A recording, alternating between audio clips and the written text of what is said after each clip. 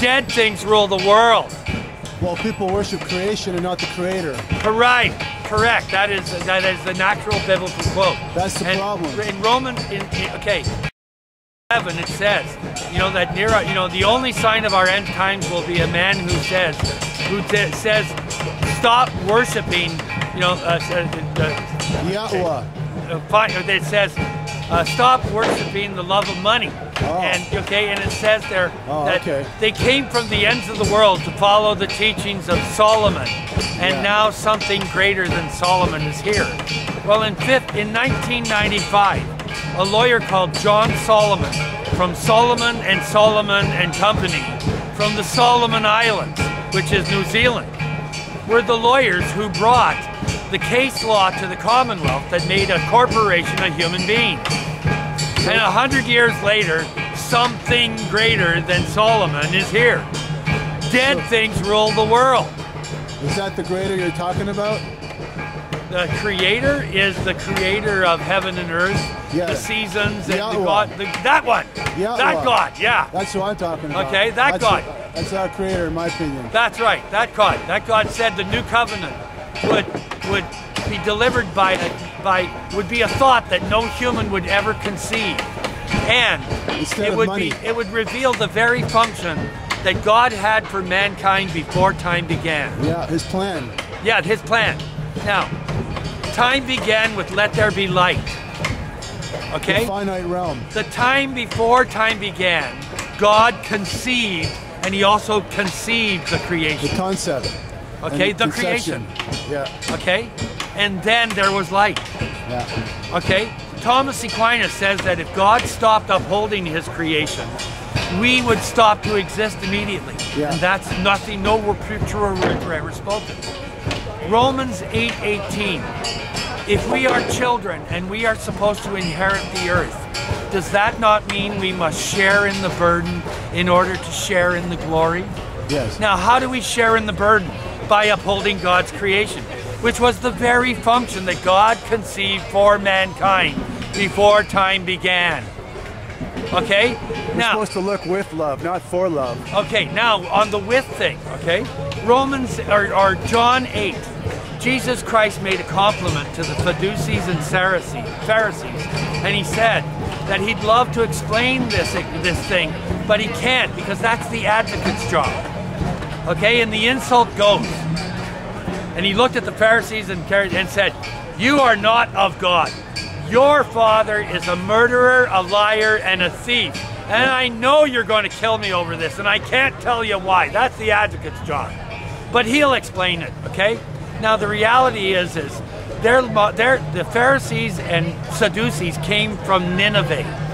The leader of Nineveh was a guy called Nimrod, who was Abraham's first cousin. And Nimrod was a liar, a murderer, and a thief. Wasn't he a part of Babylon and all that? Yes, he was. Yeah, he was the one who actually created the sport of hunting. Yeah.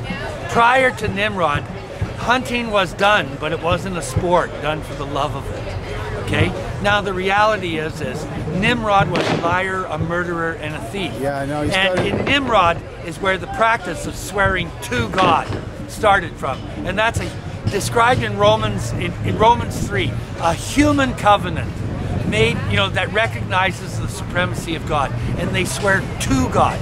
Now, what Jesus Christ couldn't explain, which is so obvious, is that, fine, if you swear to God, you're not of God. Okay? That's really simple, really basic.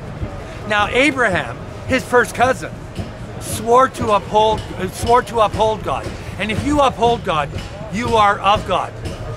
Okay? The new covenant is supposed to increase and augment the old covenant and take nothing away from the old covenant. In fact, it's supposed to perfect it. Enhance it, yeah. Enhance it. Now, Abraham's trust was to uphold God. The new covenant is to uphold God's creation. Okay? And in this way, we will return to being the caretakers of the garden. Now, if we swear to uphold God, we will be with God. Now, don't you want to be with God? Yes. No, the authority doesn't seem to want to be with God. But I don't say God, I say our Eloah Ya'am.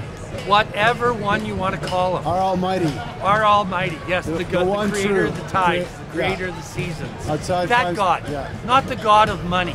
No. Okay? Technically, the word worship means work. And everyone in authority is worshiping a God of money, which is called mammon. Okay? They claim not to be religious, but they are. Oh, they're being a-religious. Mormons have convinced the world that there's only one God, and that God is a love that has an insatiable lust for money. Okay? And they've chased people away from the churches. And the churches have allowed themselves to be desecrated upon. Well, they're not a true church. They're right. They're not a true church. You're right. And I mean, church actually means circus. So church is supposedly congregation of God's children. I just want to ask you some closing thoughts and words of wisdom and positive commentary. If you're writing a newspaper and you're going to put a headline, what would the headline be? Right now, somewhere on the face of the earth, Jesus Christ walks. Because a month ago, the 35th, 135th day happened, and nothing happened. Okay? And I am doing my best to reveal the wonder of the new covenant. And Jesus Christ arrives shortly, very soon, in fact. With Daniel's 12 being fulfilled means it's over in one day. None of this short 1,000 years of defamation and disgust. It's over in a day. And that day cannot come too quickly. Right on. And for the people